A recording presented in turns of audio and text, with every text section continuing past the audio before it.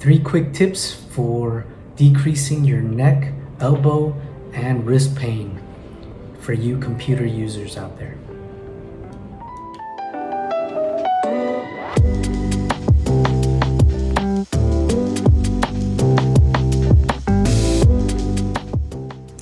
Aloha ohana. So I've been asked by some friends and clients to address some hand and wrist discomfort that leads to things like carpal tunnel and lateral epicondylitis. We've been using the computer a lot more recently, and I think it's important that we have some method of preventing these issues.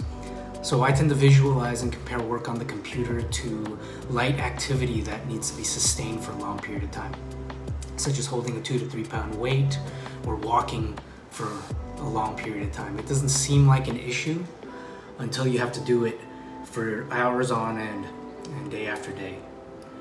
So how long you have to sustain it will dictate how prepared, conditioned, and how much rest and recovery you'll need. So 1, set up for success. Set up your workstation so that you protect the vulnerable sites of irritation from strain and compression. Common sites are the neck, the elbow at the lateral epicondyle, and the wrist and hand. So workstations are all going to be a little different, and depending on how long you're going to be at that workstation, setting yourself in an optimal position is going to be very important. So 2 of the things you want to decrease are compression and strain. So the most important thing I think about is how close my computer is to me. Our eyes are going to dictate where our position is. So if my computer is close to me, I get to sit back and have my head sitting over my shoulders and my spine. That will decrease the amount of strain that's on my neck from being forward and the amount of compression that may be occurring to those nerves in the back of your neck. And the second is the wrist. I like to have my wrist in a slightly flexed position, and that will decrease the amount of strain that will occur in your finger extensors and wrist extensors, which repetitively, and if not taken care of, will develop into a lateral epicondylitis. Okay? It's a tendon irritation.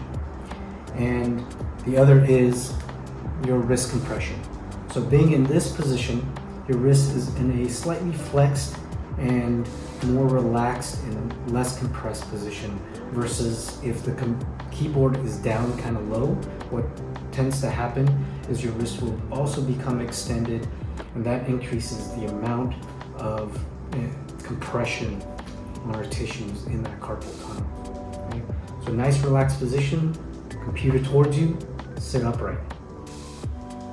2, set up a timer for short rests of 30 seconds or so every 10 to 15 minutes.